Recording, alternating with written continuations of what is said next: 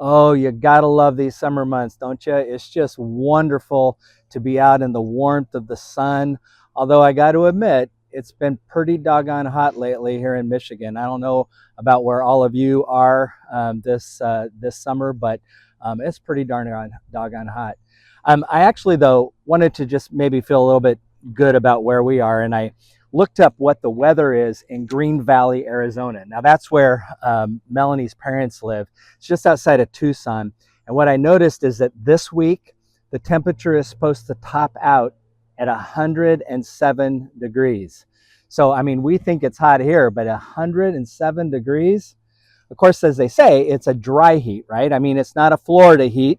Florida, where it can be 90 degrees and also 90% humidity.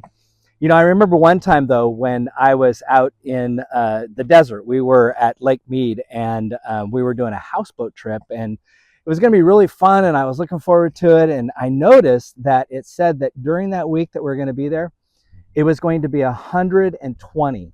Now the funny thing was I misread what it also said, because what I misread was it said that it will drop 20 degrees at night. And what I read was it'll drop to 20 degrees at night. So I told my friend that, and we came with our heavy, coats for the evening, and our big heavy sleeping bags so we could sleep in this houseboat. And what we realized is no, it only dropped to 100 degrees. So needless to say, we slept on top of the sleeping bags that week. Well, anyway, the reason I was thinking about this is because I was doing this devotional study, and we got to looking at some Hebrew words. And I looked up the word. It was basically the Hebrew word for desert or wilderness. The Hebrew word is midbar. And what's interesting about that is this word desert or wilderness is seen at least 300 times in the Old Testament.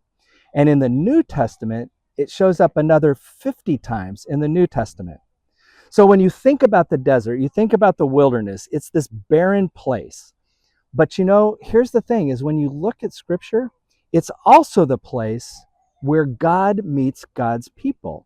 I mean, it's not just this place of barrenness. It is. I mean, it is a place of barrenness, but it's also the place where God meets Sarah and Abraham and Elijah and Jeremiah and Zechariah.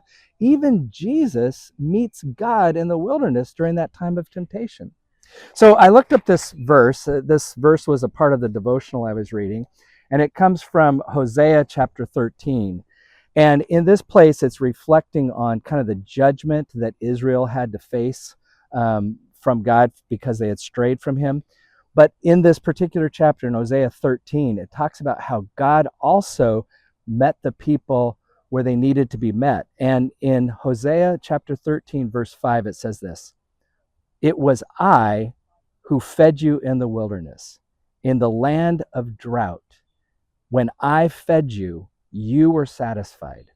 You know, it's a really interesting verse because it's true. When you look at the Old Testament, that is the place where God meets God's people.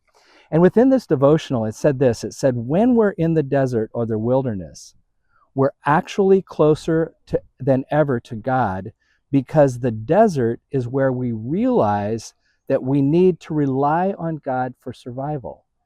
And it seems like that is the case for the people of Israel. I mean, for Moses and Elijah, the desert, the wilderness was the place of revelation.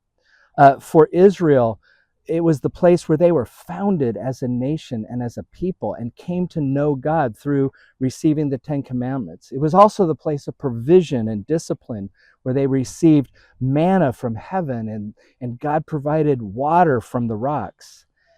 It was this symbolic place of judgment and restoration in the prophecy of Jeremiah, as he uses this imagery of the desert and this place where there is this renewal. And as I already said, it's where God met Jesus in this time of temptation. So at the end of this devotional, it said, and I really held on to this, it said this. He says, do you ever feel like you're in the desert or the wilderness? Perhaps right now. Is life beating you down? Don't pray, that God will take you out of the desert. Instead, pray that God will make God's voice known to you in the desert, and that in your wilderness, you will find God's presence and grace and provision. That's an interesting thought.